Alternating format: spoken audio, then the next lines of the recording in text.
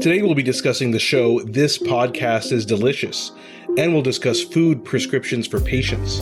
This is Doctor versus Comedian.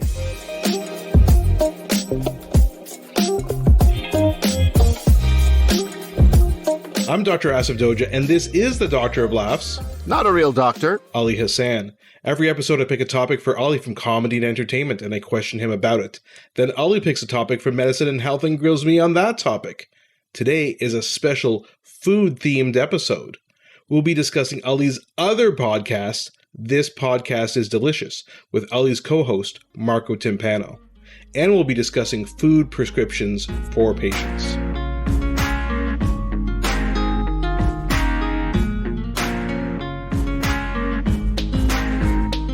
What a joy, what a thrill it is today to have an actual professional in the room with us, Asif, huh? Somebody who knows what they're doing, somebody I can talk to intelligently, and that's not true. That's not what happens here, but I'll introduce him now. Asif, don't be intimidated, but Marco Timpano is with us. He is a fantastic podcaster. His background is as an improviser, actor, performer. He has been in various iterations of his life, a bartender, a server, a food tour guide in Italy. Marco, what am I leaving out? I don't know. I wish I had more people on my team like you promoting me as that. Thank you so much. It's a thrill to be here on Doctor versus Comedian with both of you who I admire greatly. We build greatly. you up at the beginning and then we take you down by the end. You know how it works here. It's not going to be all rah, rah, rah. I just like that I have someone who has my back like Asif because, you know, on this podcast, I feel like I have someone who knows the things I go through hosting with you. Exactly. So. We have what's happened here? We have this bond, this unspoken bond, even though Marco and I never met before today, we have this unspoken bond. So, and in fact, one thing that we have a bond over is Ali needs to cross promote things more. That we always talk about that. So now we got the cross promotion going on here. I had to be if it's any consolation, it's not that I'm a bad cross promoter. I'm even a bad promoter in general. So if that makes anybody feel good, I don't know how to do it. It's not something that I find it weird and show-offy. Isn't that stupid? Yeah, a little bit. I would say that. Like, I mean, here's my buddy who was on Star Trek, and I have to find out, like the rest of the world, by a post after it's aired. And, you know, that's so, like, you got to get out there, Ali. You got to promote. You got to be proud of the stuff you do. That one was a little different. That one I was like contracted to keep my mouth shut. That was very, very tight security on that. Listen, high confidentiality. An NDA doesn't mean anything to me as your friend. So there you go. That's fair. Okay. All right. So why don't we start off by this, Marco? Yeah. In an old episode of our podcast, we had what's called an origin story, which we kind of said how Ali and I kind of got to meet and, our backgrounds and how we came up with a podcast. So maybe we just go over Marco Timpano's origin story. Sure. Where do I start? Back in the womb. Where were you born? Well, I was born in Toronto. Okay. What hour of the day was your mother crowning? And let's get to really the heart of... No. I think it was 2 a.m. All right. So, I'm an actor and improviser and a writer, like you've mentioned here. And, as a performer, sometimes there's lulls in your career and you have to fill it with creative endeavors and you're always working on something. And so a friend of mine said, you should get into podcasting. And at that time, I had no idea what podcasting was. So I listened to my first podcast. And because my background is radio and television, I had studied that in university. I was like, oh, this might be a fit. And so I said, let me pick a subject matter of interest to me that isn't comedy, that isn't anything to do with my other professional world. And so I knew I was an insomniac. And so I decided to do a podcast that I felt would help me as someone who had insomnia fall asleep. And so my first podcast was born, The Insomnia Project. And that was a labor of love and a podcast of learning. So I learned a lot about podcasting because our first episode aired in 2016, before the podcasting landscape is what it is today. And so, it was kind of the Wild West. I was learning. There wasn't a lot of resources out there for me. And from that, I had ideas for other podcasts. And I met Ali because my wife works in radio, and he happened to work with Ali's cousin. And Ali would be a guest on that radio show that she worked at. And she said, do you know Ali Hassan? I said, I've heard his name. I've seen him on CBC. She's like, he's a really great guy, and I think you would really get along with him. Cut to, I was at a wedding and Ali was there, and it was this relation to Ali, who I happened. It's my sister-in-law, by the way, Okay. buddy. I don't want to interrupt, but I was a cousin. Sorry, Who was it? sister. My wife's sister was a great friend of your wife's. Yeah, and so years. and they worked together at another job, and so there I met Ali, and we started to talk about our love for food. And I think I said, I have this food idea for a podcast, or I have a podcast idea that revolves around food, and I would want to do it with somebody who understands comedy. And Ali was like, this sounds like something I could really get into. And then we started discussing and shaping what we would like to see, and that's how the podcast was born. So I don't know if that's as an exciting an origin story, but I think that covers quite a span. I think that is great, Marco, and I'll add to that and say that it's a very rare thing. You get to an age when you're in your 40s, you kind of get like, I don't need any new friends. I have friends, and I met Marco in my 40s, and he's one of the very, very rare people. I remember leaving the wedding and I told my wife, I got to do something with that guy. I need that guy in my life. I don't know what it is. And my wife was even looking at me like, you're weird. You sound like some weird stalker or something. But I just found we had this, I think, we talk about, we don't talk about it, but people talk about in your life, you have batteries, people who charge you up, and then you have vacuums, and that's just life. That's, and I was charged up by you immediately. And it's one of those things. I was like, I don't know what. Similar to Asif and I, when Asif wanted to do a podcast, I don't think you really knew what it was going to be, Asif, but you were like, I like this world. I like this medium. So for people who are listening and who are possibly interested in podcasting, I think, you don't have to know what it's going to be like right away. And also, speaking to something you mentioned, Marco, you started in 2016. I think it's important to start in a framework where you can fail a little bit because you have these learning curves, right? And I coming from a stand-up comedy background, it pains me to see stand-up comedians post their second set of their life online immediately. And it's like, you're not giving yourself a chance to fail. In a year, this stuff that you're posting is going to be irrelevant. In 5 years, you're going to be like, I don't even remember these jokes. Yeah, and you build your audience. I think failing is an important part. If I would ask you, how many people did you kill before you became a great doctor? No comment. Okay. No, but I'm saying, with the medium like podcasting, I think it's important to get your stories out there. And, a lot of people suffer from imposter syndrome, or that feeling of, I don't know if I could do it, if I should do it, what makes me a podcaster, why should my voice be heard? Our voices need to be heard. Your voice needs to be heard. You have something to say that other people would like to say. The filter in which you say it with, for me and Ali, often it's comedy. That's sort of like an underlying genre, or what we bring to the table, is just the medium or the conduit in which we bring our podcast to the table. But for any listeners out there who are thinking, maybe I've always wanted to try, I would say try it. And like Ali said, if you fail, that's just part of the process. Mm-hmm. Now, I want to go back to two things, because people are going to be listening to this and be like, you didn't follow up on something that Ali and Marco mentioned.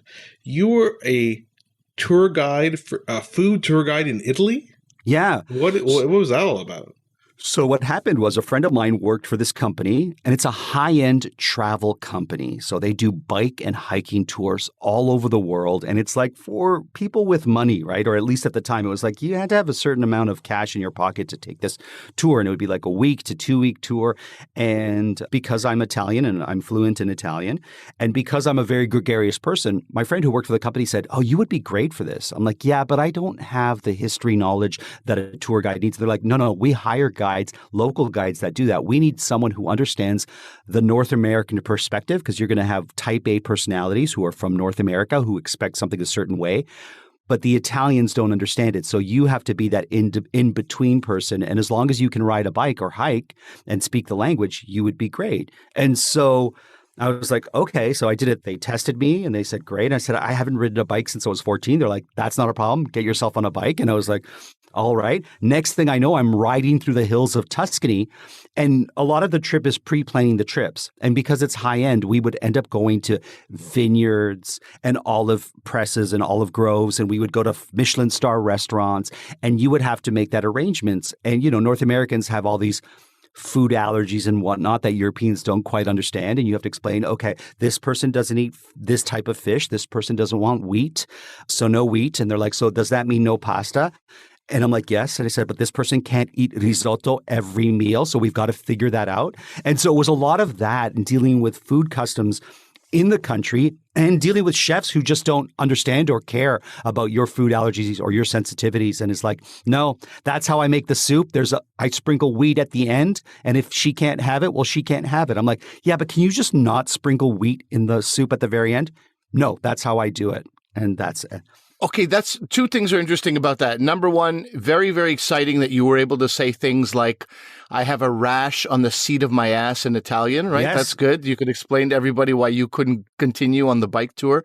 But number two, and we are going to touch on this subject today later as we discuss medicine, did you find, out of curiosity, people eating the wheat or the dairy or whatever the things they were that they were allergic to in North America and then being able to eat those things in Italy? Yes, in fact, with regards to milk and wheat or gluten, let's say, they were saying to me that I guess the flour that's milled in Italy, they weren't having the same reaction to the flour, the pastas that were made from flours here in North America. Same with milks. They said the cheeses that they were consuming in Italy, for some reason, they weren't having the same lactose reaction or the milk, if you could help me clarify the term there, but they weren't having the same sort of reaction with the milk products that they were having back home, including, their cappuccinos and whatnot. And I don't know if that's because they were just relaxed and having a grand old time enjoying the countryside, but certainly they were finding that.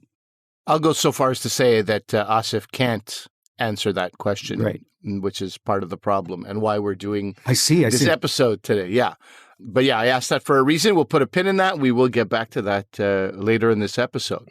So I just wanted to also touch on one other thing, which is your past acting, Marco, because we have the food area. Yes. And so were you a comedy actor, dramatic actor, jack of all trades? Yes. I mean, I'd like to still think I am, but Are you? Wow, Asif's really trying to push you out of the industry, yeah, it's really like, there's making room for himself, I guess. So my background, yes, improv through Second City. I've worked for them and I've written shows that have won Canadian Comedy Awards. So I do have comedy has always sort of come naturally to me. I don't want to say easily because comedy's not easy. I'm sure, Ali, you would have your thoughts on that. But work is walk in the park for me, buddy. Well, there you go. But yeah, so through that sort of getting involved through improv and then, finding an agent, I've worked on film, I've worked on television. And I don't know if Ali said this, Asif, but this is something people find very interesting. I'm also a hand model, which I discovered by accident on a commercial set one day. And I have very still hands, and supposedly I have really nice looking hands. And so that's another area of, in this world of performance that I'm also involved in. But yesterday, Marco had to see a doctor for his foot. Yes. So he has given way too much attention to his hands at the expense of his feet. Neglected, I assume. yes. I don't know why you offline before you came on, Ali, we were talking about Marco's lower extremities, as we say in medicine. So what does still hands mean, by the way? What does that mean? They're very still on set. So if I'm holding a product, I don't shake, because when you zoom up close on a body part, you got to be still, right? Because you're really close on a body part. And if you shake too much on camera, it'll look really like it's shaking back and forth. And so I've got still hands and I'm able to hold a product without putting too much of my fingers on it. So, Ali's hands are like catcher's mitts. You throw something in his hands, all you're going to see is hand. You're not going to see product. Whereas I have delicate, dainty man hands and can hold the product with not too much finger. Your parents must be so proud, Marco. And now Asif's parents will be so proud as they are listeners to this podcast. I mean, he's a doctor. How can they not already be proud? It's a very delicate balance. It could go away at any moment. Is it something that's valued in the South Asian community, being a doctor? Or is Ali like the quintessential thing? He's a comedian, he's an actor. Is that the thing people are like, my son's I'm trash. You know the answer to that question, Marco, before you even asked it. So. Yeah, it took him a while, but now that he's on CBC, Marco, he goes to Canada Day, he's on Star Trek is probably the biggest thing, right? Like, I'm sure that's what everybody is like excited about, that you were on Star Trek. Star Trek is a very, lots of brown people like Star Trek. So. Has he mentioned that he has a book coming out? Because when we talk about publicity, if he's not going to say it, I'm going to say it. He has this book coming out. I've pre-ordered it. I'm excited to have it. Once again, it's coming out this fall. Is There Bacon in Heaven? I hope I got the title right. If it's not on your list right now, write it down. If you don't know what to buy your friends for Christmas, the holidays, whichever holiday you celebrate, that should be the first thing you think of. And if you dislike someone, that's a great gift too. Good for you. You know what? Our listeners of both of our podcasts should look to see whether either podcast is actually mentioned. You got to buy the book just to see whether it's mentioned or not. It's probably not, but you don't know. You don't know until you buy it. So, okay, getting back to your guys' podcast, can you let me know how you guys came up with that idea for the podcast? Yes, of course. So we both worked in restaurants. I worked in the front of the house. So the front of the house in a restaurant is like your waiters, your hosts, your bartender, anyone you as a customer sees and interacts with. And Ali worked in the back of the house as a chef. I'll let him speak to that. Like an ogre. Yes. Well, as we all know, the worst part of service is the people. And so I wanted to avoid them. That's actually not even true. If I could have been in an open concept, I was doing a lot of cooking demos, so I was dealing with people on a regular basis. But yeah, no, I love food more than I love people. I will say that. So making it in the back somewhere made me very happy. When I was a manager of a restaurant, I was the most miserable ever. I didn't like dealing with people's petty squabbles, and I didn't like any of that. But yeah, caterer, cooking instructor, and a chef. That was a big part of my life for well over a decade. And so back of house and front of house, we said we got to come together and create something. And we did. And then we had to recreate something. Well, originally we were thinking, Asif, of the title for the podcast being front of house, back of house, or FOH, BOH, right? But the problem with that is only people in the industry would know what that meant. And so then I looked and I wanted something very simple. I said, simple is key here. We want the podcast to just basically say what it says. And we found the title Eat and Drink was available. And I was like, this is perfect because it's very simple. And it talks about both aspects of cuisine, both food and drink, right? And because food and drink was taken, eat and drink wasn't. And so that's what our show was called until, and can I go into this? Please do. We realized that there's another podcast called Eat and Drink, and it's an evangelical Christian podcast talking about eating and drinking the blood of Christ, the blood and body of Christ, right? And so we were caught up in this kind of world of we're competing against Jesus, and it's hard to compete against Jesus in the podcasting space. And we did not gain one evangelical fan by mistake. Is a very, very sad thing. But coincidentally, they gained a lot of foodies listening to this. And so we made the decision we need to change the name and we need to add, and Ali said this, I'll give him full credit. It's like we need to add the element of comedy in the title. So it has to represent food, it has to represent drink, but there should also be comedy. And that's hard to do with just a few words and an emblem. And then we came up with This Podcast is Delicious. And we thought that was a good title. That was one that spoke to us. And we were back and forth with a bunch of titles. And then we're like, that's what we're going to rebrand ourselves. And hence our podcast. Give us a sample of what you guys talk about. Because this rebranding was in the past 6 months, right? You guys have come out with a kind of rebranding. So what kind of topics, in case people are interested in checking it out? Yeah, originally our focus was, we had a format which was Marco gives a recipe for a drink. And he would make it. So originally, pre-COVID, Marco would make the drink in front of me and pour it. And, it was like great ASMR happening there too, as he's putting olive on a spear and shaking things up and making a general mess. Making a general mess as well. There's not one time that Marco didn't spill something. Very nervous around me in person, apparently. And then I would bring some food to his studio that I had made and talk about how I made it. So he'd give a drink recipe. I'd give a food recipe. And then we would do a section called What's in Marco's Mouth. And the people do miss this, Marco. I know you don't. but the people are upset that we're not doing this regularly. I genuinely hate this segment of the podcast, just so everyone knows. And the only reason we went with this is because of alliteration. So Ali's like, it sounds better what's in Marco's mouth because there's a lot of M's in there. So let's do this. And I'll let Ali finish explaining that. Thank God. And thank God for alliteration. Because God, what a torture chamber he all of a sudden finds himself in. So he has to put a blindfold on and then open his mouth and I feed him something and he has to say what's in his own mouth. And oftentimes I'd feel Ali's my lip. No, your fingers graze my lips, or the spoon would go just a little too far in my mouth, and you have that gag reflex. And it was like no one here cares about my comfort level at all. And it was almost as if I was tied in a chair and being tortured. Is that segment for me? And the only thing worse than me putting food in his mouth was during COVID, his wife was, my surrogate. She would show me on screen what the product is, and then she would put it in his mouth. But mother, moms, it was like a classic mom where moms are like, I don't have time for this here, just eat it. And it was with zero tenderness. No, none at all. And zero courtesy. And all of a sudden he missed Ali Hassan and his tenderness. I greatly missed Ali Hassan.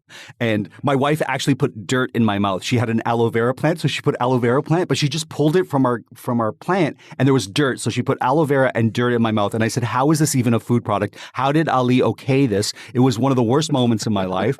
And that's it. I watched the relationship get pretty rocky a few times as he would take off the blindfold courtesy and of be like, you. what are you feeding me? What are you doing? Ali trying to cause problems here. So Ali also likes to really infer that I'm racist whenever we talk about ethnicity and cuisine. So he really likes to push me in areas where I feel uncomfortable, and our listeners don't realize this. So I always come across seeming like a horrible person, and Ali comes off scot-free and smelling like a rose, and that drives me a bit crazy on the podcast. Which is why we couldn't call it This Podcast is Racist, because only half the podcast is, or appears to be. You know what? You two have something in common as well, which is that this hatred for Ali. Yes. No, yes. not that. Okay. That comes and goes. This one is constant. You both grew up. Asif, you grew up around French as an Ottawan, and the capital, is a bilingual city, and yet you can't pronounce one goddamn thing properly in French. And Marco, as a guy who speaks Italian fluently, you would think French, there's so many commonalities in the two languages, and not one French term comes out of your mouth correctly. It's a gift you both have. There's no problem with that because we speak French as it's often spoken by Anglos in our country. You don't even do that well. Yeah, we do. We do. I stand by my French. At least I say it. At least it comes out of my mouth. Yeah. You know what? If that's the bar, you're right at the bar. You say it. That's where On a recent episode, though, you guys were talking about these French terms, right, that are used, and amuse-bouche. Yes. Is that how you pronounce it? I mean, that's a weird one because it's so hard to pronounce it in French. So you have to really go like une amuse-bouche. And then how many people can really do that with their mouth? So that it's just become amuse-bouche, right? It's just become an English word of an English version of a French word. Yeah, there's some tough ones there. And actually, because of the struggle with the words, we're going to do our next episode is Italian lessons. So that was called French lessons, where I was being quizzed about French terms. So I'm going to put it to Mr. Know-It-All over here and give him some Italian lessons and see if he knows. You're giving him terms. oh my God. I'm quizzing him. And I will say this, I will not be a bastard the way Ali was with French. You can say Italian words incorrectly, and I'll tell you how to say them properly, but I'm not going to jump down your throat with the expectation that you're a polyglot, a multilingual person.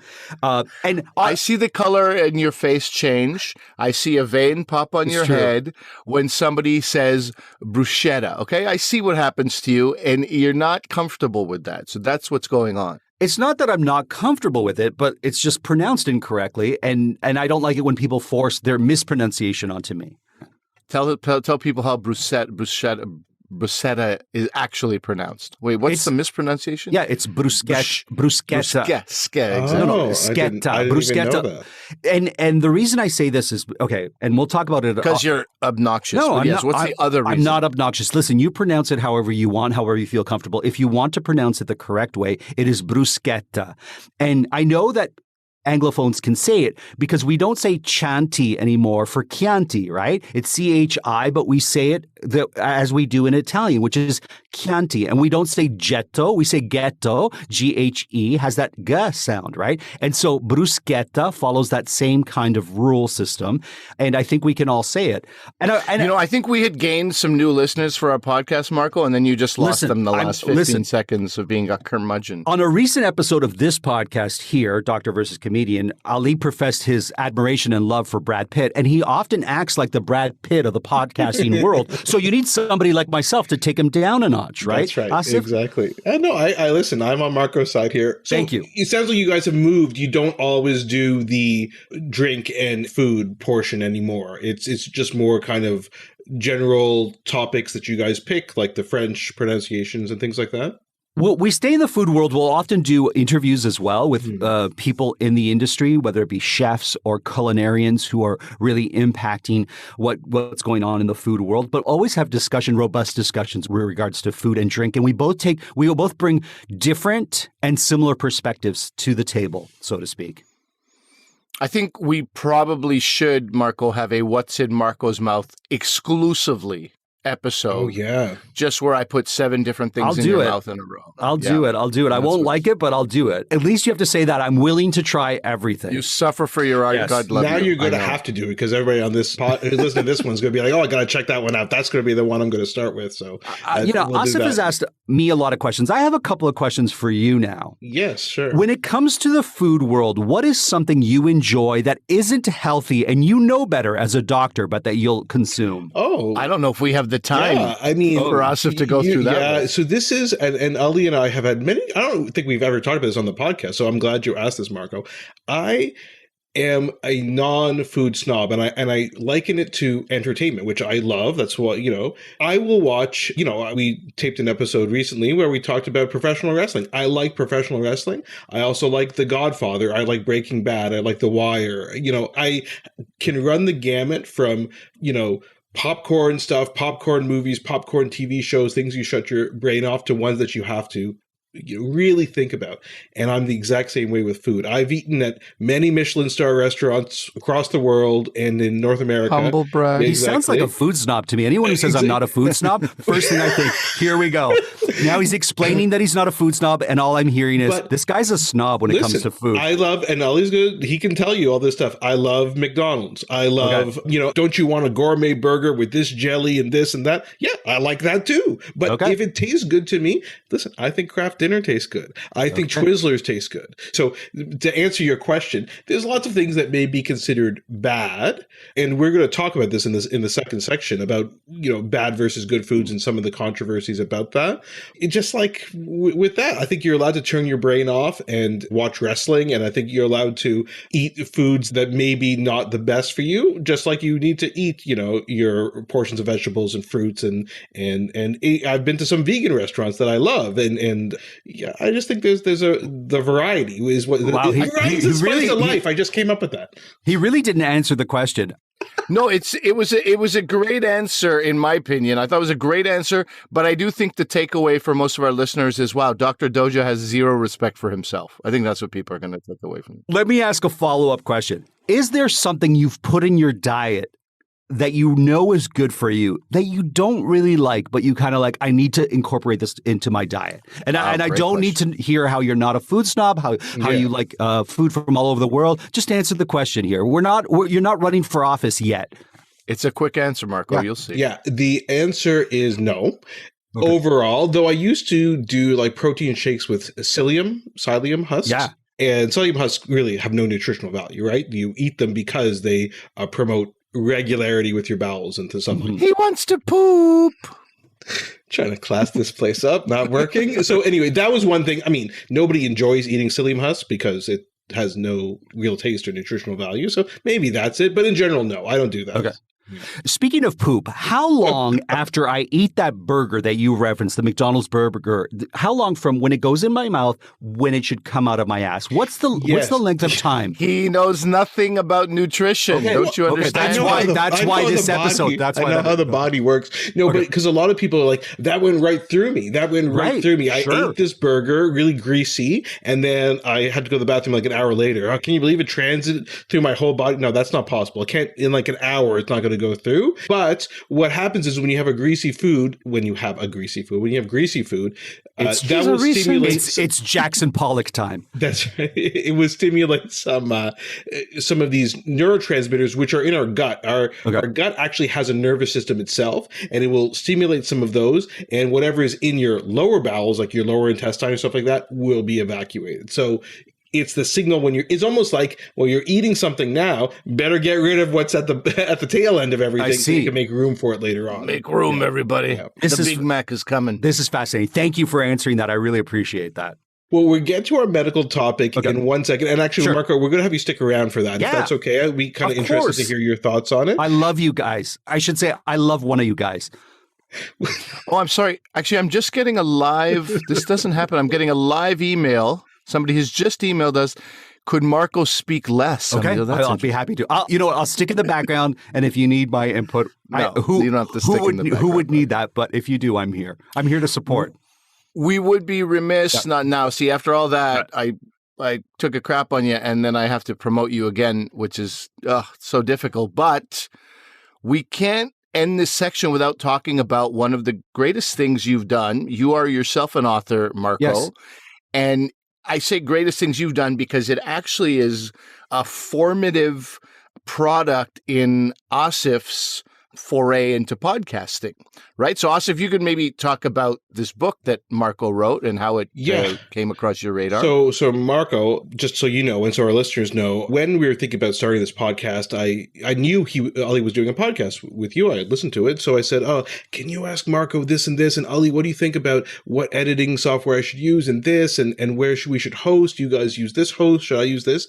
And Ali stopped me in the middle of this, huge page of questions, that I was asking him. And you seem like a rambler to me. Is he a rambler, Ali? He could ramble. Oh, he can ramble. Okay, great. Okay. Oh, yeah. Hey, we're in the process of complimenting Sorry. I don't say rambler stuff right now. He said, this is a quote, listen, man. And, Ali says, listen, man, a lot. Yeah. Listen, man, the first thing you need to do is buy this book. And he sent me the Amazon link to your book. He said, you just got to read this. It's going to answer all your questions. And the book is 25 Things I Wish I Knew Before I Started My Podcast, which is exactly what I was asking these questions. So I bought it from Amazon on like an electronic version, right? It's an ebook. Yeah. And I read it and it was very, very helpful in it. And probably the biggest, I'm not going to go through the whole 25 list, but the most helpful thing is this idea, and I'm going to get the metaphor wrong that you use. It's like you have this monster, right? Which is the pressure of trying to get an episode, whatever you do, weekly, monthly, bi-weekly, whatever. And it's a real thing. It's a real thing to feel this pressure and stress. And your advice in the book is so good. Again, I'm just giving people a little taste of this. It's your podcast. You want to release it once a month, or you went from weekly and now you're too busy, so you're going to do it every month. It's your choice. If you want to release, your episodes are usually 45 minutes, but you want to do a 15-minute episode, do it. It's your podcast. It was so freeing to hear that advice or read it. And so I do appreciate it. Honestly, Marco, I would recommend this book for anybody who is interested in starting a podcast. Thank you. I really do appreciate that. Like, consistency is important in podcasting. So your listeners want to hear, like, this is a great podcast. As much fun as we're having it, and, we're poking fun at each other. This podcast is informative. It's entertaining. And it, oftentimes when you're speaking to a medical professional, you could freeze up and there's questions you want to ask. And so much of that is explored in this podcast. We as podcasters, or we as professionals in multiple industries, we get so bogged down with, oh my God, I've got to get it out there. It's Thursday. I haven't had something recorded and whatnot. And it's like, you know what? Take a breath. Your listeners will understand. They just want the quality content that you're delivering, and they'll understand. What I would say is maybe on your social media, say, we don't have a podcast this Friday, but we have one next. Let them know. But yeah, that's a great thing that actually has helped a lot of people, including myself. The best thing, by the way, Marco, this is amazing. I ran into someone the other day who said, I really like Doctor versus Comedian. And it sounds really good. And again, I don't think our podcast sounds amazing compared to other podcasts necessarily, but I think, we try with the production value. And they said that must be Ali because he has his CBC connections and stuff like that. I'm like, oh my God, you have no idea. He's the worst. 100% He's the worst. You have an expectation. No, you really are. And I say that with a little bit of love, but mostly hate. You come to the table and you're like, how do I turn this mic on? And that's the extent of what Ali contributes with regards to the technical aspect of podcasts. But, he is the Brad Pitt. Not my thing. I'm the Brad Pitt of podcasting. You really are. So, I get it. And I will say, Asif, you are kind of the George Clooney of podcasting. So I don't want to just leave that's one very person nice because of the medicine aspect. Well, you got a really cute beard. I mean, what's going on there? That's pretty sexy. You got to admit. You can't see it, folks, but... And by the way, when we say this is perfect that you said George Clooney, because in Ocean's 11 and 12 and 13, the one thing Brad Pitt is doing when he's beside George Clooney in that movie, what is he always doing? Eating. Always eating. And that's me. So that's what we really mean by I'm the Brad Pitt of podcasting, always shoving some food in my face. And I just want to say this about your podcast, and I know this segment's going to end, but for anyone who's listening to this podcast and really enjoying it, please rate this podcast, write a review of this podcast, let people know how much you enjoy this podcast, because these two hosts are very humble. And if they're not going to promote this podcast, I am. So it is your duty and I'm not a doctor, but I will say this as a doctor of podcasting, you go online and write what a great podcast is. 5 stars only. Let your friends know, really help publicize this podcast, get it out there. That's my PSA for today, my public service announcement.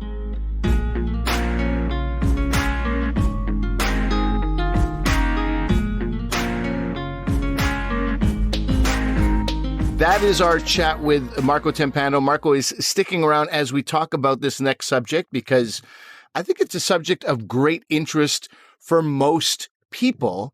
Oddly, not a subject of great interest for most doctors. So this is what I want to talk to you about, Asif.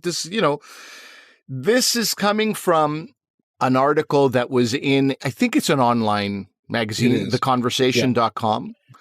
And you had seen it and it came across your eyes and you found it intriguing enough, even though I've been talking about exactly this subject for 15 years and you've never found it the least bit intriguing. But, this comes from this idea that Hippocrates is alleged to have said, let food be thy medicine and let thy medicine be food.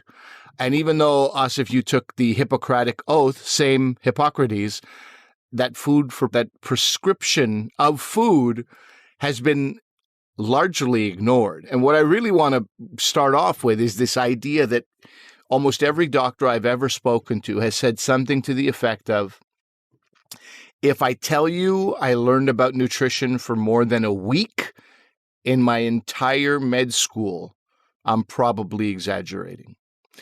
And yet we eat food 3 times a day, 7 if you're Marco. We eat a lot of times a day. We are constantly putting this in our system, whatever this is. How can it not be studied? Isn't food vital to health? And aren't you supposed to be learning about health as a doctor? What gives, Asif? I know. And Ali's been ranting and raving about this since well before this podcast even started. He's been, and you're right, Ali, like the evidence shows that in a study looking at U.S. medical schools, less than 1% of all lecture hours are spent on nutrition. And another assessment from Europe and countries outside of Europe said their conclusion was nutrition is insufficiently incorporated into medical education, regardless of the country, setting, or year of medical education. So for sure, it's a problem that's been identified. And when you look at what the issues are in the world, a lot of it has to do with food. So a report on the state of health in the U.S. from 2013 found that the single most important risk factor for disability and premature death was related to inadequate diet. And if you look at the globe, 1 of every 5 deaths across the globe is attributable to a suboptimal diet, more than any other risk factor, including smoking, drinking, and things like that.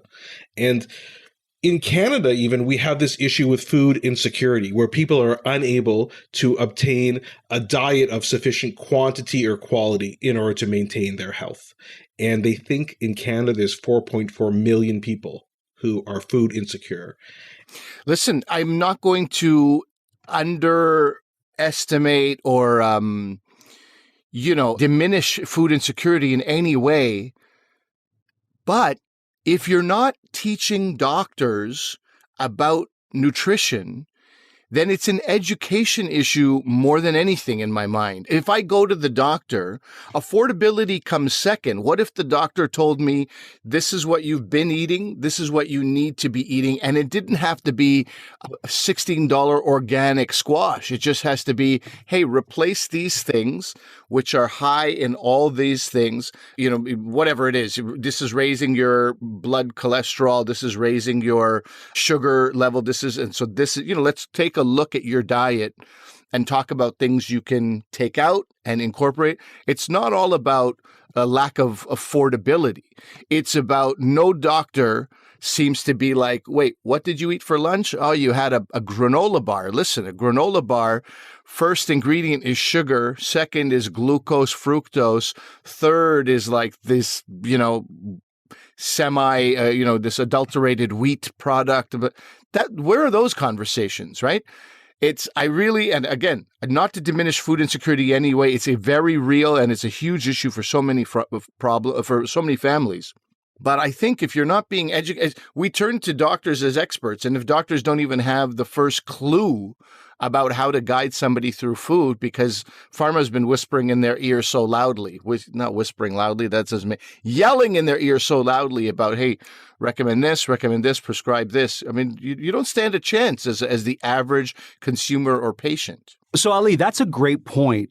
Now, how close are there people that doctors can refer to that follow the nutrition or follow the food that can work with doctors in this? Because I've heard on this podcast, Asif, you've said many times, medicine can be very investigative, right? You're trying to find things. So how much does food follow into that investigative nature of medicine? Yeah, and it sometimes does. There are some things, celiac disease is the classic. You mentioned wheat before. Those right. People who couldn't eat wheat when you were taking them on tour in Italy. That's a classic one where your diet is intricately linked. We also have some what are called inborn errors of metabolism, where you have difficulty processing proteins or things like that. That can cause serious neurologic problems. So sometimes you're intricately involved. And of course, diabetes is a huge one where it's not the exact food you're eating, but as Ali mentioned, things high in sugar, you want to eliminate, you want to do things that are more whole grain and things like that. But, it's a good question. And so we have to collaborate with dietitians and nutritionists. And so there is people, Ali, whose job it is to do that. Do doctors collaborate with them as much as they should? Probably No, not. absolutely And not. the studies show that even in patients where there's a clear nutritional link, example is B12 deficiency. Vitamin B12 deficiency, very common in elderly people. And how often are we counseling people about how to address that B12 deficiency, or instead of just giving them the B12 shot, right? Maybe that's what you're getting at before. Yeah, sure. Like, is there a food item that they could incorporate in their diet that wouldn't require them to get that B12 shot? Is there something they can do that doesn't require that elderly person with a cane to hobble their way all gnarly and crooked-backed into your office to get that shot? Wow, great picture you're painting of the senior citizens. That's just how I feel this morning. Gnarly. It's just how you feel. Okay. That's right. We're speaking for ourselves now. So so this is all important, everything you guys are saying. And in fact, you have kind of hit on this idea of this food prescribing, Marco. That's exactly what this article talks about. This food prescribing is part of a bigger endeavor, mainly started in the UK, now coming into North America, and even in Ontario, where we three of us all live, where they're doing this. It's called social prescribing. So they want healthcare practitioners to think a bit about non-pharmaceutical interventions, just like you said, Marco and Ali. So this could be things like food prescriptions, which we'll talk about in a second, but dance classes, walking groups, volunteer work, art lessons, acting, things. What can you do? Because in other words, for example, like depression in an elderly person who is isolated, like kind of the example you were giving, Marco. Are there ways to treat that depression other than putting them on an SSRI. Sure. Like Prozac, right? I think it's safe to say that throughout history, we've all been sort of medicating ourselves with food in certain degrees, right? So if one has a sore throat, the first thing I think of is get some honey to that throat. Yeah. If you're Jewish and someone has a cold, chicken soup is the answer, right? We've heard that through the ages. Non-Jews have started doing that as well. Fair enough. As a Gentile, I do it as well. But if you have scurvy, get yourself to citrus, right? So why aren't we doing that more, Asif? Why isn't there a book of, okay, what can help with this gout? Or what can we subtract? It's called Chicken Soup for the Soul. Because gout is a food-related... Yes, it's a great example. Gout is a great example. Nobody wants to talk about gout, but my foot is swollen. That's all I'm going to say. Yes. Rich man's disease, buddy. The rich man's disease. That's what they call it. It's true. And then you have to counsel people about what foods to avoid, usually high in protein, things like a shellfish and things like that, as you know. So absolutely for sure. And so this is the idea. You guys don't have to get so hot about this, but we're that's what we do. Exactly. That's what we do. Their podcast is about food, everybody. It's about food. It's called passion. So let's go over this food prescribing because it is exactly what you guys are talking about. I want to be clear about something because I wasn't 100% clear. So in medicine, you call the umbrella term is social prescribing, and one element of social prescribing is food. Is that right? Exactly. Yeah. Okay. And what does food prescribing look like? Right. So there's different ways to look at it. And some of it, again, has to do with Marco's example. So you're going to have some people, he's very happy about that. You guys can see him. He's actually giving me a double bicep shot right there. He's so excited. So there's three ones. There's medically tailored meals, medically tailored groceries, and then produce prescriptions. Okay, so the first one is medically tailored meals. This is for those people who are actually unable to shop. They are so frail or have such complex medical stuff, they can't even go shop or prepare meals for themselves. So they have to have a meal delivered to them. Very similar to how you guys might know people who are really into bodybuilding and stuff like that and weightlifting. They'll get delivered meals to their house with everything portioned, your proteins, your carbs, everything, is all portioned out. It's the exact same thing, but this is a medically administered thing because we know you're what we call a brittle diabetic. And so we're going to do that. And one study from the US looked at about 1,000 participants who were getting these medically tailored meals. They found a 16% reduction in healthcare costs, about 50% fewer inpatient hospital admissions in that group, and 72% fewer admissions into like a nursing facility, like a nursing home or something like that, compared to the other group. So that was the only intervention they did, and they found this positive thing. So for those very fragile patients, that maybe there's these medically tailored meals that you can do. The next step would be medically tailored groceries. Okay, so they might not be able to go out and do everything, but they can pick up these groceries and then prepare it at home. And then you kind of prescribe, okay, you should buy this amount of fresh fruit, this amount of fresh veggies. Right. So that's the kind of a middle ground. And then the one that they talked about in the article, and the article is actually from Guelph, Ontario, close to where you guys are in Toronto, about an hour away. My wife is from Guelph. So, very, very... shout out Guelph. Guelph is also a food belt. For anyone who doesn't know this area of Ontario, it's where a lot of agriculture happens. And their university is a huge agricultural university there. So you can see why they'd have this kind of hub there. And what they were doing is basically you get a prescription. It was from a nurse practitioner in the community for people who have cardiovascular risk factors, diabetes, etc. And it's for fresh fruits and vegetables.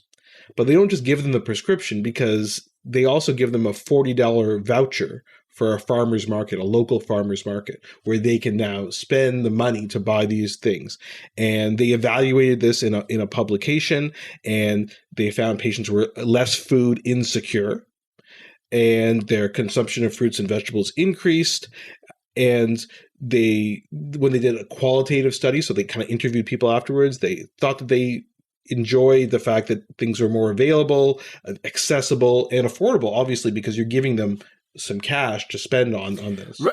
Just to be clear, it's not cash, it's a food voucher for the farmer's market. And we'll get into that in a second. But good point. Even for me, you give me $40, it's tequila, right? I'm going right to the wrong place immediately, even though I value eating good food. Yeah, so that's great. And we know what Asif would spend it on since he follows the Big Mac wrestling diet. So these vouchers are really, really important. I think if you look at the potential for this, there's a study from the US that said subsidies like this could prevent 1.93 million cardiovascular disease events and save approximately $40 billion in healthcare costs in the US if you follow this kind of produce prescriptions for people. And so it's certainly like a potential that you can see out there for this. Not to mention how many lives it would save, too. Yeah. I mean, you're looking at monetary look, but imagine how much lives it would save. First of all, how many lives it would save. Second of all, when we talk about life saving, we sound a little bit like chumps because, if you correct me if I'm wrong, this is bad business for pharmaceuticals, right? This is like, hold on a second. Now somebody might be eating well and taking care of themselves and have less of these indicators and ailments and things that bring them into the pharma world. I mean, is there not a huge conflict there? I don't know, Ali. I think that's a bit of an either or thing. You're making this dichotomous relationship where it doesn't have to be.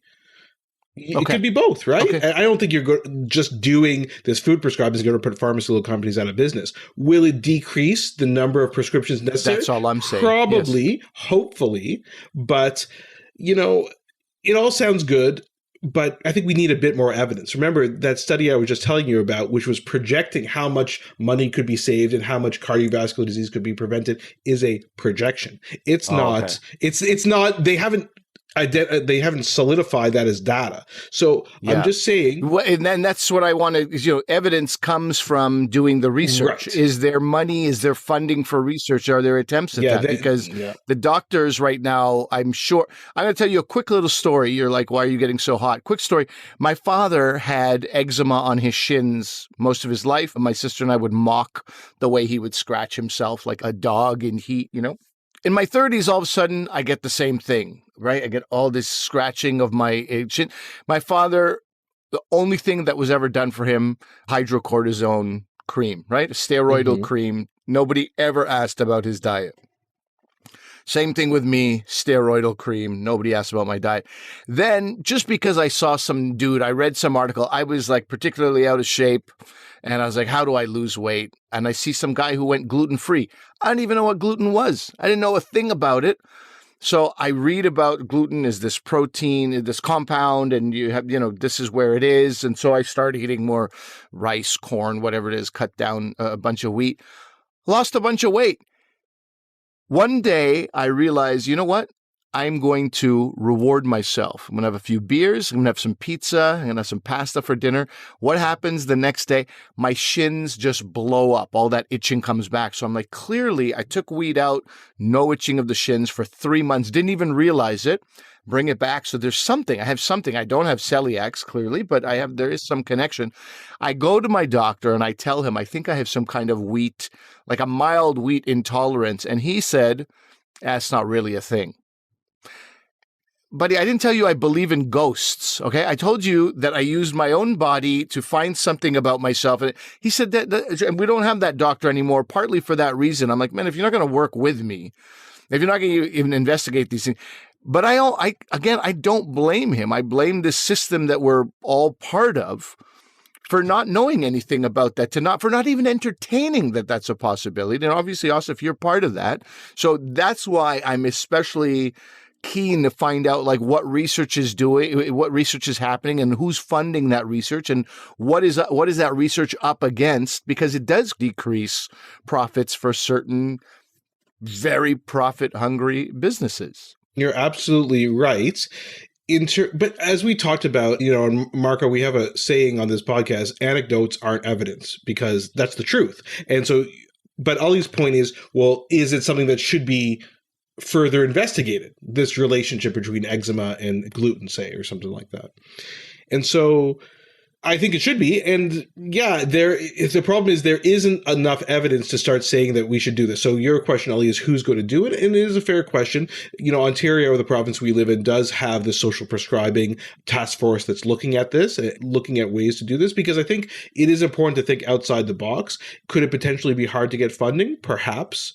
Social prescribing, like I said, has taken off in the UK, but the evidence for it, I'll link to some articles on our webpage about it. Not necessarily the strongest evidence, and it's really that we have insufficient evidence, right? There's two things in medicine. Do you have evidence that something does not work, or do you have evidence, or we just don't have the evidence, right? This is one where we don't have the evidence. So I agree with you, Ollie. You're right. But what's the threshold to evidence? How much evidence do you need before you say that's enough evidence? Because I would imagine that evidence is going to be very difficult when you come to food because there's so much out there. So how does the evidence balance with your prescribed? Because I know you're evidence-based and the anecdotes aren't something you necessarily jump to, Asif, as you should as a doctor, listening to this podcast. But when is there enough evidence for you to be like, okay, bingo, bango, that's where we go? Yeah. Could you say evidence one more time, Marco? Bingo, bango, evidence. So I think it depends. So some of the studies we talked about were retrospective studies. So they initiated, say, a food prescription model, and then they looked back and saw, how did people do? What did they kind of think? That's not that strong because obviously there's going to be some recall bias and things like that. Oh, yeah, I did get a $40 voucher. Of course I did this and I did this. What you really want to do is, the gold standard is randomized trials, which are sometimes hard because that way you're controlling for other confounding factors like recall bias and things like that. And so you might think, well, that's a bit hard, but there are ways to do it. So for example, say Guelph, the city of Guelph introduces this food prescribing model. They're doing it as a public health measure, so it's the whole city doing it. You could pick another city, say Waterloo, which is another city down the highway from there, relatively comparable size. Waterloo's a bit bigger, but relatively comparable size, who decide to not do that. And then you look at their incidence of diabetes, cardiovascular disease over time. And then you can really see whether there's a difference. Because if you say that the population of Guelph and Waterloo is relatively similar, then you could do that. So these are called cluster randomized trials. So there are ways to do it. I think the problem is our healthcare dollars are finite, right? In general, well, in every country, it just depends who's paying for it. Even the US, it's still finite. And so you have to judge very carefully in terms of what you put your money towards. That's all it is. I think when we want to make evidence-based decisions, because things can sound good, but they may not be. And maybe you look at different outcomes too, right? Maybe you alleviate budget constraints by giving someone a food prescription, and that allows them to actually afford their medication, which they couldn't afford before. And especially in the US, right, where people definitely do not go to the doctor and do not pick up prescriptions because of the cost. And we're a bit lucky in Canada to live. So maybe it's just a different way of looking at it, a different outcome that you look at. But I want to ask you guys this. There are some concerns with this whole idea of social prescribing and food prescribing. And I'm very curious to get your guys' thoughts on some of these criticisms based on your food experience, if you think they're valid or not. So one question is, when you're just giving someone a food voucher, say, because they have insecurity, food insecurity, are you ignoring what led them to the food insecurity? I'm talking about poverty, mental health, substance abuse, racialized groups, and systemic oppression in general. I mean, we have a First Nations population which has been systemically oppressed. Are we trivializing that? I don't know. 100%. 100%. So again, this is all anecdotal, but until recently, the neighborhood we were in was heavily, around us were buildings that were heavily subsidized, and it just happens to be a lot of Pakistanis, a lot of Somalis. So when I would go to the local grocery store in our neighborhood, just, I'm a student of the world, student of life. I'm watching. When you see what's in people's grocery carts, it's like, you can't be judgmental about these things, but part of you is wondering why a mother of 5 children has 4 bottles of Orange Crush soda in her thing, and then yo-yos and ho-hos and all these other things. And it's, as a guy who was a chef for many years, I'm also just curious, looking for where's the nutritional stuff. And this is my big concern in the world of food. It's not just nutrition. It's about you cater to these kids who I like this and I want this, and all you keep doing is forgetting and leaving behind and basically completely making recipes from generations gone by just disappear. And that's what we have done, young people. We're not making half the stuff our parents made. And what comes to mind is probably like liver and onions, and I don't want to eat brains that my parents ate. But think about all these other recipes you grew up with. When your parents are gone, those recipes are probably gone. There's their unique thing. So there's the culinary aspect and there's the health aspect. That's what I look at in these grocery stores. And so these communities, and Pakistanis I can speak very knowledgeably about, very high rates of diabetes, very high rates of heart disease as a community because of our diet, because of our lifestyle. Some might say genetics. And then you look at their grocery carts and you're like, well, there's no mystery. There's got to be somebody here to educate these people on what they should and shouldn't buy. And it's not happening. But I will also add this as a white man. So let me speak for Here we go. Let me speak for white people because, they need to No one has, right? No, but it's fascinating. My wife will often mention this. It's like, you're talking about that particular socioeconomic groups. And when I look at socioeconomic groups which are, let's say, middle class, upper middle class, predominantly white, right? There's this sort of concern and fascination and this sort of almost cult-like fascination and following of feeding breast milk to your child, breast milk is so important. And it is. But the moment they turn 2 or 3, it's all chicken fingers all the time. And that shift happens where it's like, oh, let's get the breast milk. Let's make sure we get breast milk in. And then they, they're old enough to sort of waddle and put things in their mouth. And it's like chicken fingers, just pop chicken fingers and pizza in the oven. Let's just hand that to the kids, right? Just because the foundation of a home is the most important part of the home, you see? So you built the breast milk foundation. Right. And now you can go into ho-hos and yahoos. Yeah. Well, listen, I want to talk about some of these other controversies because that perfectly leads into that. And it also leads into, Marco, your question you asked me in the first half. Does this food prescribing lead into this dichotomy of good and bad foods, which is what you were asking me about, and the stigmatization of fat bodies in the healthcare system, which is a whole other topic, which Ali and I have to, talk about. And it's a real thing, this idea of stigmatizing foods and not factoring in what brought people there, what brought you to the dance. There's another thing as well, which is this paternalistic? And I think, I won't speak for you, Marco, I think Ali thinks, no, of course not. We're getting rid of the patriarchal medical system where, food, that's a commonality thing. It's not a top-down thing where you're prescribing something. But are you just coercing patients to make different food choices? Oh, my doctor's telling me I got to eat this. Oh, I guess I better do that. And then you're eroding their own sense of control over their bodies. Right? These are almost slightly rhetorical, but I think it's important to think about some of these things. 2 other things to mention. One is, should we just give them cash? And there is evidence that cash transfers help with healthcare outcomes. Again, I'm not an economist, so I'm not going to go into too much detail, but Ali gave a good example of why maybe cash is not a good idea. Yeah, I don't know if that is. I think what I really liked about the food vouchers at the farmer's market, although it need not be a farmer's market, it could easily be a grocery store, you're re-injecting that money back into your own community as well. And I think that's great too. You're supporting local, you're staying local, you're going to the grocery store. I think a nice compromise would be not the farmer's market, but the grocery store. That way somebody's like, okay, I got this $40 voucher. I'm going to get $33 worth of what I was suggested by the doctor to get, and then I'm getting this tub of ice cream that I really love. I think that allows you to exercise some control over what you want and also be like, okay, I'm also making majority responsible decisions for my body. I think that's the way I think that's a fair way of looking at it. That probably is, you're trying to minimize that paternalism, right? By giving them some choice in the matter. I think that's reasonable. I think the other thing that you mentioned, Ali, which I think is really important, and I think you two especially this would resonate with you, is that food is more than just nutritional value, right? It's culture, it's identity, it's history, a belonging to a community, a relationship to land, very important with our First Nation, brothers and sisters. Land and sea. Yeah, absolutely, right? And so Thank you, white man. Is it sterilizing and medicalizing something that really has no place to be medicalized?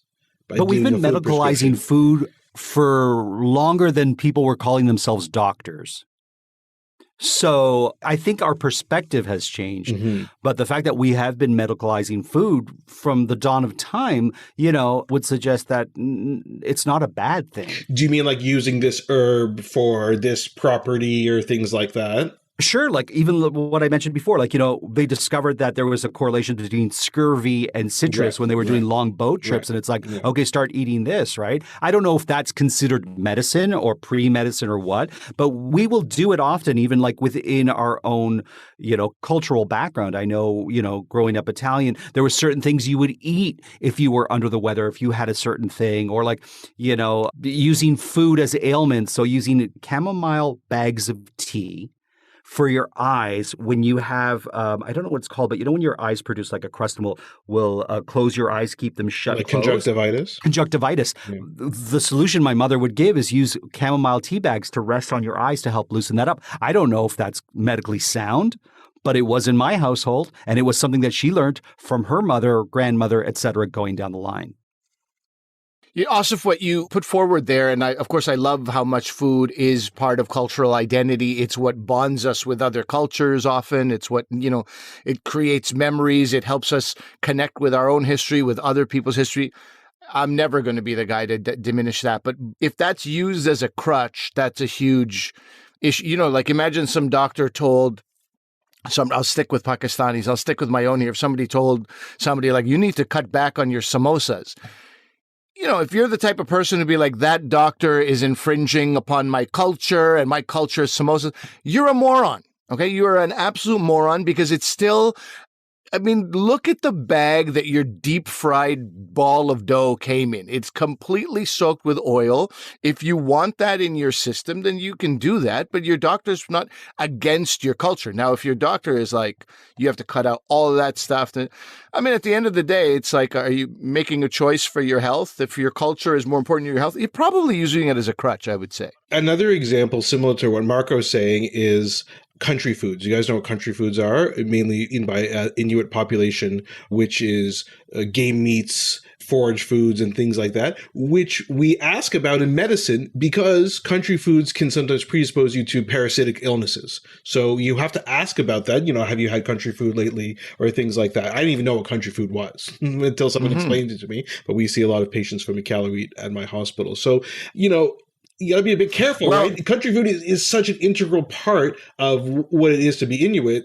You want to start putting judgments on that? It's very interesting that when you said paternalism, I thought immediately of country foods, and I thought of all these people who are, about animal welfare and animal rights. And so that's where Indigenous communities are probably feel under attack more than ever. It's like this is a generations old practice of like hunting and using the animal, every part of the animal. We feed each other. This is how we teach. There's a book called The Right to Be Cold, Sila Watkluche wrote, talking about the practice of hunting teaches young children in the North about patience. It teaches them about planning. It teaches them about, there's a bonding that you do, with the whoever usually it's the father who's hunting and the children as they're there and they're waiting for the animal. And you're just taught about also using that animal for every part, being grateful for the animal, this kind of thing. And all that as climate change comes in, all of that is being affected in a huge way. And communities that, people were brought up in a certain way and all these traditions are eroding as ice caps are melting. And so on top of that, you have people like, oh, that's so cruel. They're shooting this animal. They're killing this animal. That's where I think, when you say paternalism, I think 100% of country foods immediately. And so that's where I think there does need to be a sensitivity, but it's more than a sensitivity.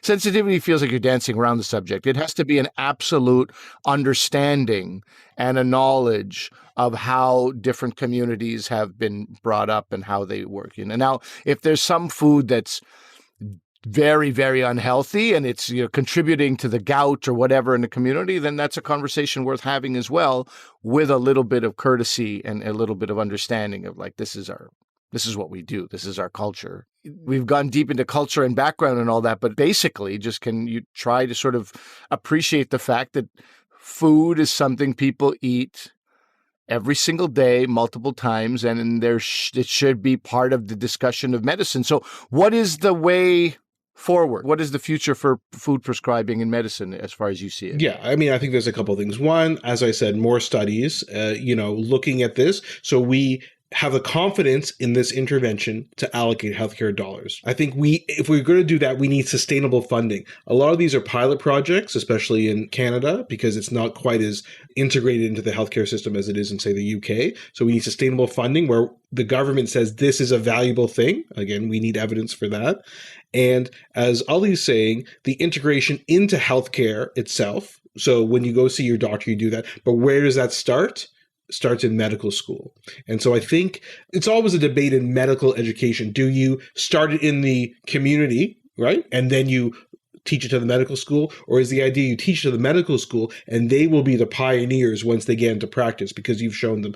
It probably you need to do both. Like I said, it's not an either or thing like some of the other things we talked about, because if you introduce something in medical school, it's like, this is so important, and they get out in practice and nobody's doing food prescribing, you know what they're going to say? Well, that was a little BS they told me in medical school that doesn't apply to the real world. So you have to be, I think probably it's both, but I'll tell you guys, we can finish on this. There's this culinary medicine curriculum that they started in the US. So I thought you guys would be interested. Tell me more. Yes, this is great. And it's all about, again, we're getting back to Italy. It's all about the Mediterranean diet. Teaching people, yes, they win. The Italians win. Marco is raising his arms triumphantly as though he has cooked more than 5 things in his life from the Mediterranean. I wanted to diet. scream Forza Italia, but I just didn't want to stop the conversation. You didn't want to blow the mics. God. So this was a pretty big program. They did at 32 medical schools in the U.S. They had about 4,000 medical trainees, and they educated them about Mediterranean diet, nutrition, attitudes, and things like that.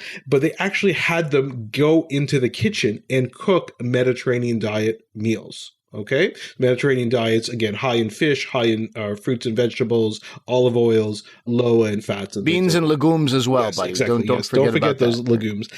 I don't even know the difference between a bean and legume, but maybe you guys can cover that on your We won't even talk podcast. about pulses then. Oh, I don't even know what you're talking about. Okay, so what did that show? They said that the students who participated in it were more likely to follow the Mediterranean diet, more likely to satisfy the recommended daily intake of fruits and vegetables, and more likely to agree that nutrition counseling should be a routine part of clinical care. And they were also better at counseling patients on nutritional choices and things like that. So I think that's kind of the way forward. Again, not just medical school, but on the other areas as well, in practice as well. But I don't know, I thought that was an interesting thing that they tried in the US. And so hopefully we can do something like that in Canadian medical schools.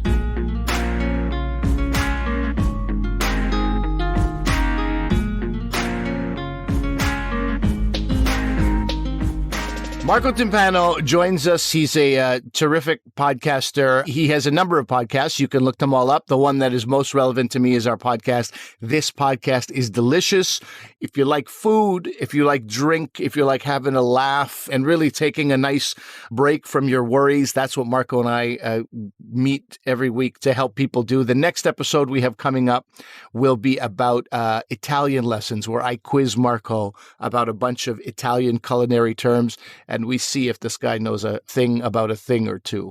This podcast is delicious, available wherever you find your podcast. We are Doctor versus Comedian. We're available also on all your fine, I feel like always saying retailers, resellers.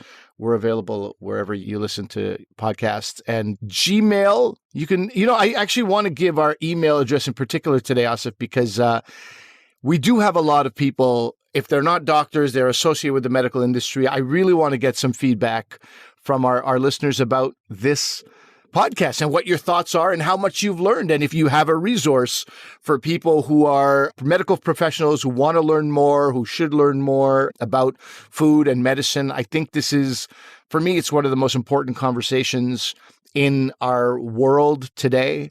And if you know about any, kind of like whatever, something that facilitates this, roadblocks that people are against, whatever opinions you have about it, I'd love to hear about it.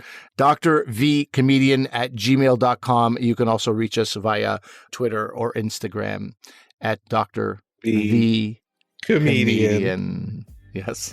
Excellent, Ali. I'm glad you memorized that. Thanks again, Marco, for coming on. Everyone, check out his book. If you're at all interested in starting a podcast, 25 Things I Wish I Knew Before I Started My Podcast, it really, literally, it changed my life because that's how I got into podcasting. So I do appreciate it, Marco. Definitely check that out as well. And remember that although I'm a doctor, I'm not your doctor. Medical issues we talk about are for your interest and information only, and they're not medical advice. Please consult your medical professionals for actual medical advice. Thanks for listening. Ciao, everybody. Ciao. Bye.